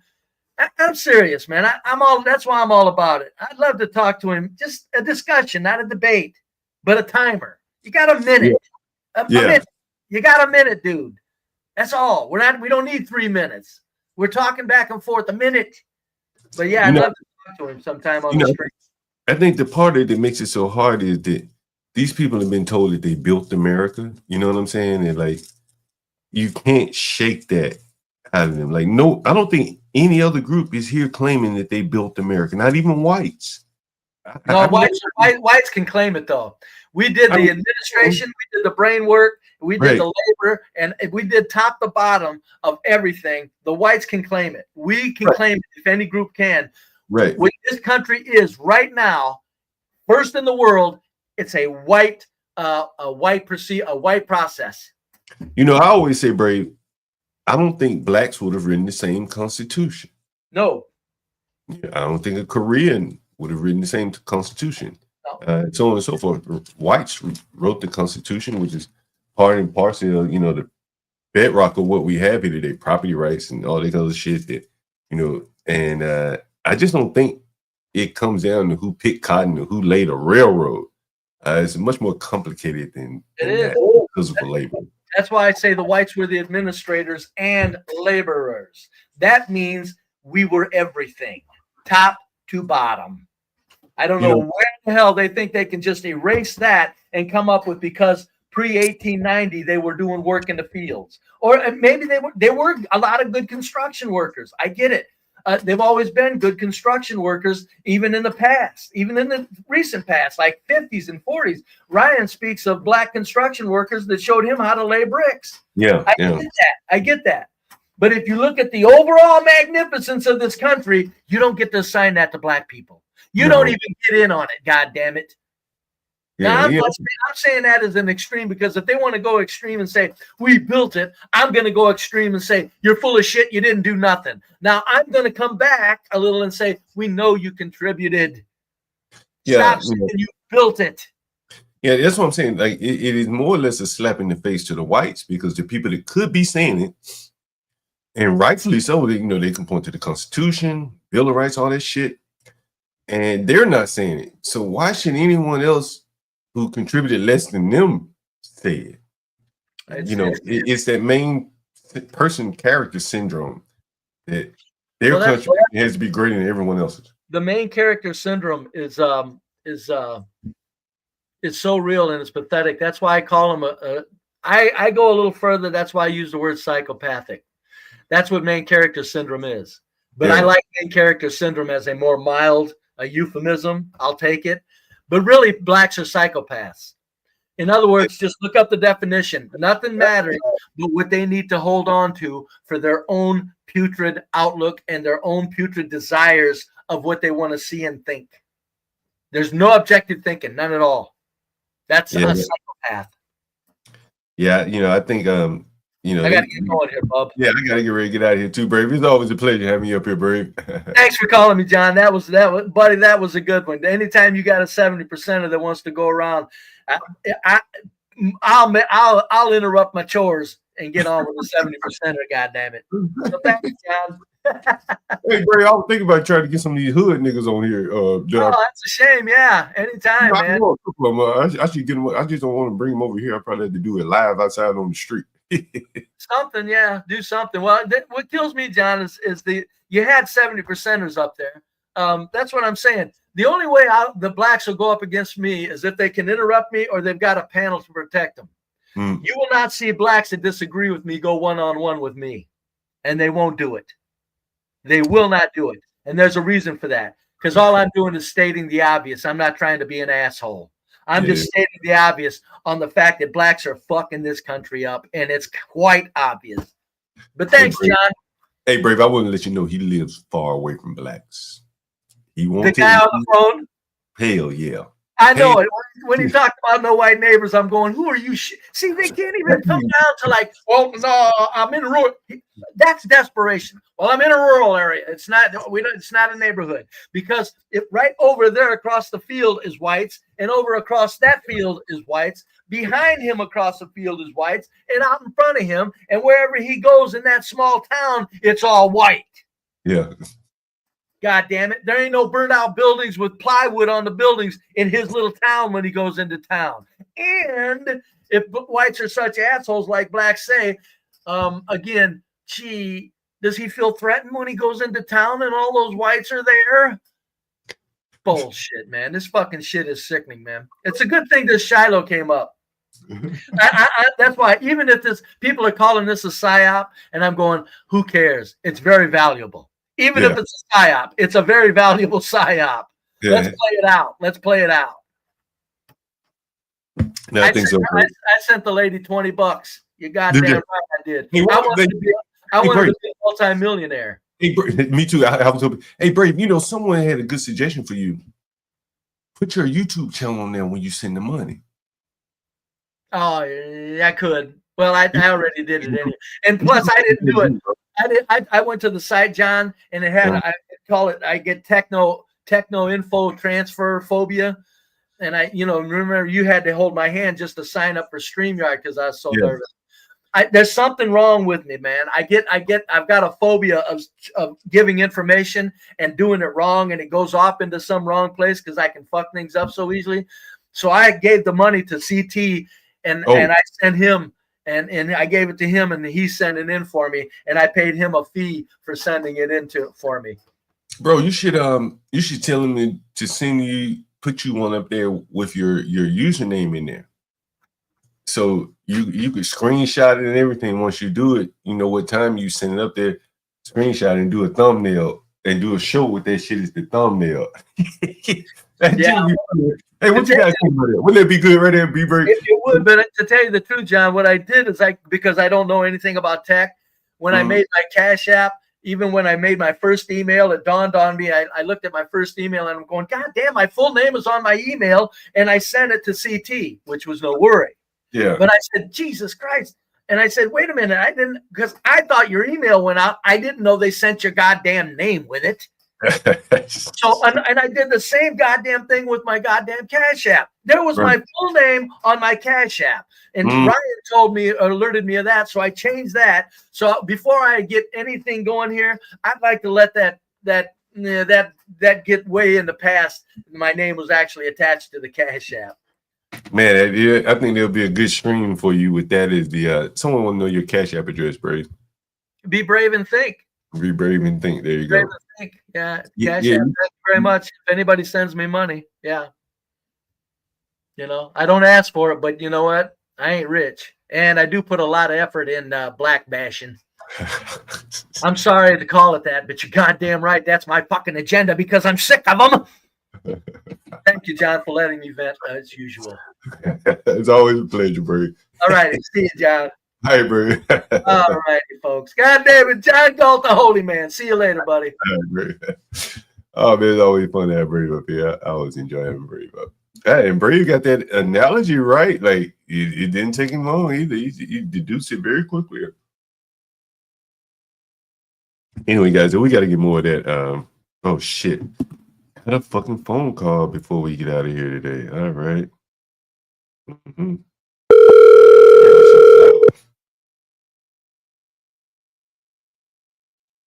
Hello?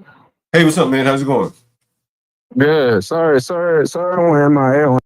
I had job interviews recently, Okay. and I had 9 interviews straight. Damn. And yeah, right. They're getting back to me this week to get a final offer. So, I wanted to talk to you about moving into one of the rooms either today or tomorrow. Possible? Yeah. We got plenty of rooms available. Huh? We have plenty of rooms available. Okay. What's the you're on Penthroy, right? Oh, you want Petworth or Southeast? What's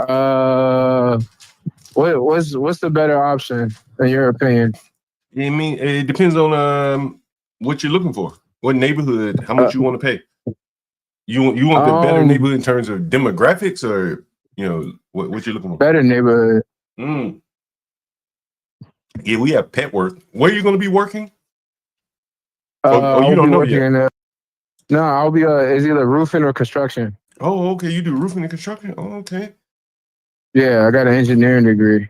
And you're going to be roofing? Well, I'm just seeing what hits first. I mean, we're trying to get these bills paid. Oh yeah. I gotta find it. So it's like I interviewed for construction companies on Tuesday. I got an interview for the roofing company tomorrow, and then I got one of the final interviews for a construction company on Friday. And so, what kind of jobs are they gonna have you doing? What kind of jobs are you interviewing for? I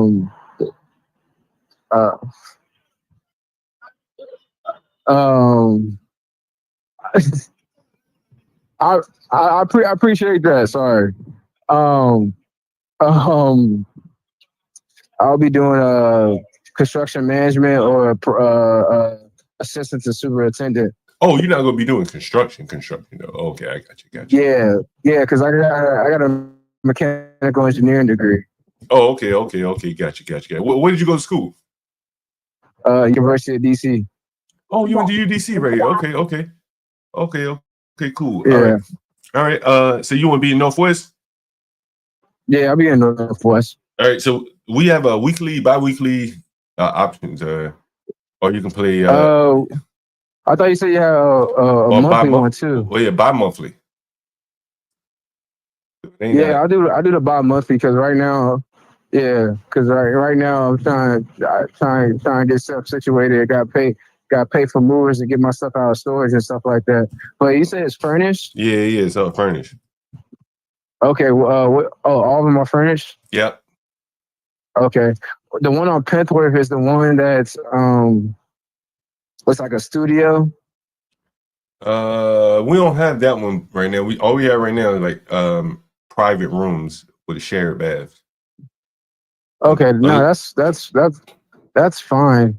Cause I just need something temporary so I can get an actual apartment. Yeah. On my own once these jobs come through. Are you from DC? I'm a DMV kid, man. I was born in Chantilly, grew up in Waldorf, went to college in DC. Oh, okay. Yeah, you went to UDC. Okay. Where's UDC now? Well, it's all over. Fort Tyne, Old Congress Heights. We got a hangar at Reagan, and the main campus is on Connecticut Avenue. Oh, okay. Yeah, that's right. That is right. Is it still a black college? I can't remember if it is or not. Yeah, no, it's still HBCU. It's the third oldest HBCU. Really? I went to Tuskegee. What's the oldest? That would be, I would think, Lincoln. Oh, really? Damn. Yeah, we were founded in we were founded in 1851. We're as old as Florida State. Mm. Yeah, we actually founded Howard. Oh shit, I didn't know that. Because Matilda Martin's Teacher College was on Georgia Avenue at where the administration building is. But yeah, so you want to come take a look at the room today, tomorrow, when? Today, if you don't mind. What time? What time is it now? Does 4 o'clock work? Yeah, that works. Okay, can you text me the address and stuff like that? Let me see which rooms we have available. Okay. Let me think. Hold on. Give me 1 second. Let me think about it. What rooms do we have available? Yeah, I only have one. Damn, let me see. Someone may be checking out. Let me see. No, yeah, I only have one room available right now. That's fine. Yeah, one room available. All right. Yeah, so so if you want to come by today, you said 4 o'clock. I seen the address right now. Sounds good. Oh, okay, yeah, no, because it's near George Washington, right? No, it's in Petworth. Oh, Petworth. I don't know why I thought it was in George Washington. You know what George Avenue is, right? Yeah. You're off of George Avenue. Yeah, That's good. Petworth. You know what Petworth is, right? Yeah. I live downtown Silver Spring. Okay, so it's south of you. Oh, right? okay, So you gotta go. Fort. You get off in Fort Tyne and walk, or you get off in Fort Tyne and catch the 64 bus. Oh no, I got a car. I'll drive. Mm-hmm. All right. All right. I'm gonna see you. Appreciate you, boss. Yep. Mm-hmm.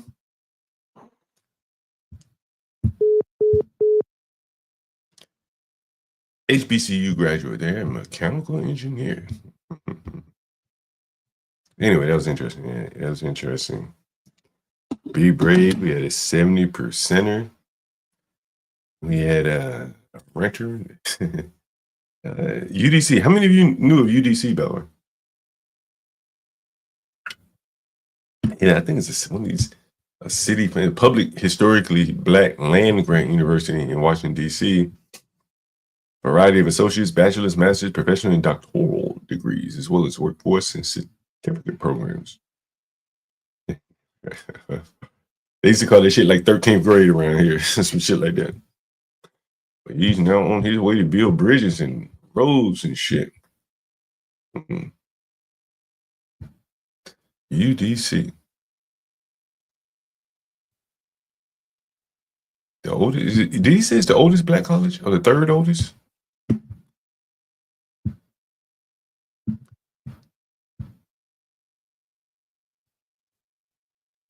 You won't believe this shit. This shit is in a nice neighborhood too. The main campus.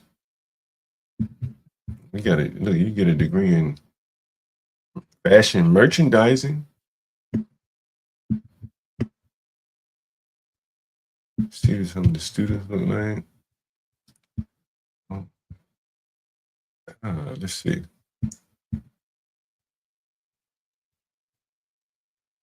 Yeah, this shit is up by like Embassy Road, the Embassy area.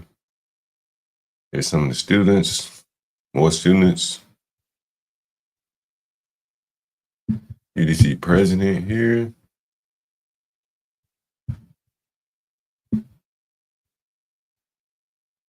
That's the president. And I think that's pretty much the gist of UDC. I want to see what some of the alums look like. Should be right here. Yeah. Students. Damn, you see this picture right here? It's weird. She has her arm around his waist. You see that picture? Can you see that? You see this shit? Look, she has her arm around his waist. See, look at the big ass paw right there. Look.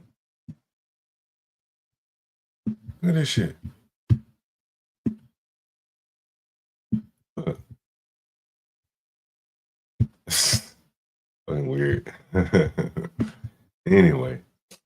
Uh-oh.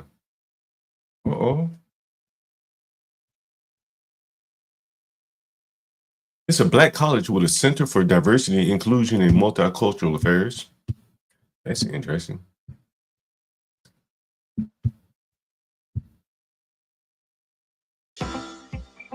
and depth for them that haven't been available. On the margin. So we brought two researchers on campus to facilitate a conversation where there was over 150 students.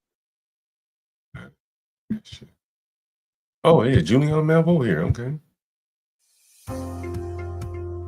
Any Fortune 500s because you've been with all of it, and you've been all over the world. Put this center in the context of what you've seen out there. Well, I think it's so important. It's such an exciting opportunity, and particularly for an HBCU to be playing this role, because I think in a lot of cases, people believe that if you're in a non-dominant group environment, that we don't need to have diversity. But we all know that's nonsense. We all know that, I mean, I like to say, I'm Jewish, and I know folks who are Jewish who rail against anti-Semitism, but then make a questionable racial comment. And I know, African Americans who will rail against. How many of you guys knew that shit was? How many of you guys knew that shit was coming? You knew that was coming. Hey, what did he say?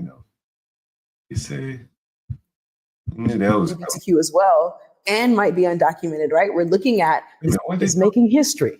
It's opened a Center for Diversity, Inclusion, and Multicultural Affairs. This is one of the first centers for diversity and inclusion at an HBCU, and its inaugural director, Trinice McNally, is my guest. Howard Ross is. Does that mean they appeal to white people? If it's a black school, are they looking for diversity with whites? A lifetime social justice advocate, founder of the D&I consulting firm Cook Ross, author of a best-selling book on everyday bias, and a recent book, Our Search for Belonging, How the Need for Connection is Tearing Our Culture Apart. Thank both of you for joining me on Malvo. I'm just so excited to have both of you here together. Great to be with you as always. Trinice, what's different about this new center here at UDC? There are centers for diversity and inclusion all over the country, out on campuses and in other places. What makes yours unique?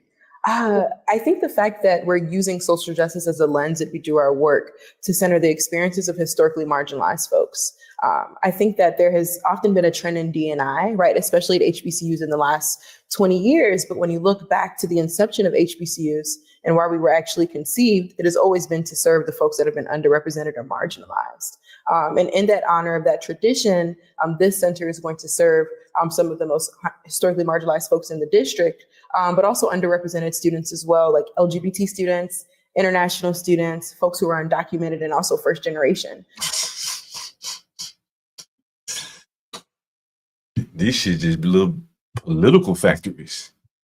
No fucking school going on, just little political factories. Yeah. So I think it's our approach and the theory that we're. No, I don't want to hear no more of that. What's she talking? God damn, this voice shit. Damn.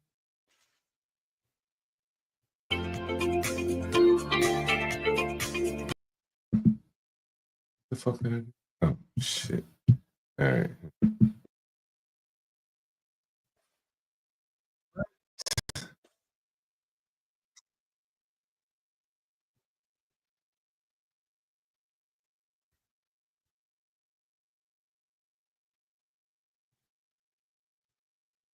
Oh, these niggas got music all the time. There you go. Sisters of UDC there. They went to Africa? Let's see, ancestral graveyard.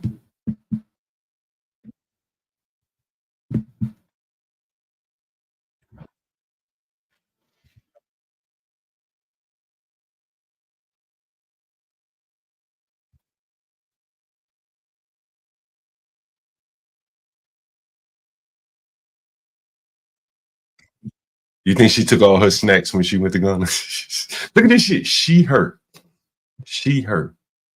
I don't know what that means, but she has her pronouns. Do they all have pronouns? Oh, they did the slave council. That's the slave council. Listen.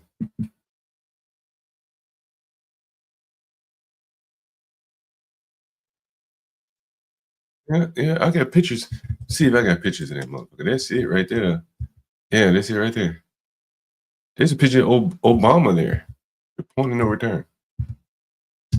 There she is. Damn, look at that fucking arm right there. Yeah, damn. Oh, let me send this guy this address.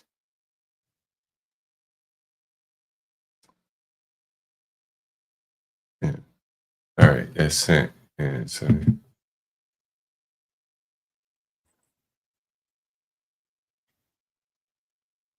what? No, that's a big girl there. That's a big girl there. That's a big girl there. Jeez.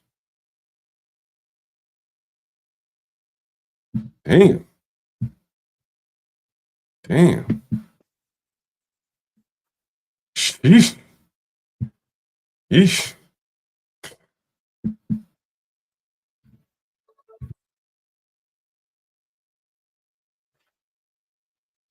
Wait, they with the gun. How did Ghana's culture play a role on your trip? Now, we just saw a lady with the Ghana. I guess they had a totally different experience.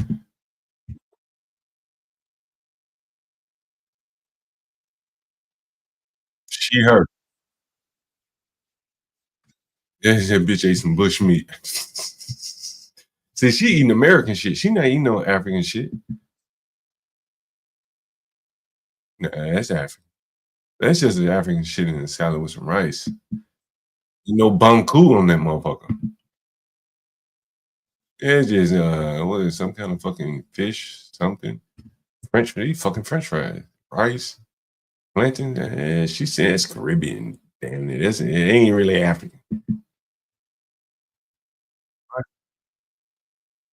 But that bitch got a lobster.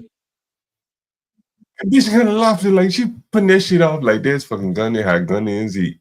That's a fucking lobster, right?